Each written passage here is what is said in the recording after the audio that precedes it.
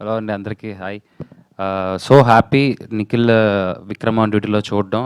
So big boss నుంచి రాగానే ఏంటి ఏంటి అనుకుంటూ బ్యాక్ టు బ్యాక్ సినిమాలు చేస్తున్నాడు. అండ్ మంచి సిరీస్, అది కూడా ప్రవీణ్ అక్క అండ్ అనిల్ అన్న వాళ్ళ చేతిలో పడ్డావు పోయి చాలా మంచి రెస్పాన్స్. నీకు నిజంగా మంచి లైఫ్ వస్తుంది జ్ఞాపిక నుంచి. ఎందుకంటే చాలామందికి సపోర్ట్ చేస్తారు.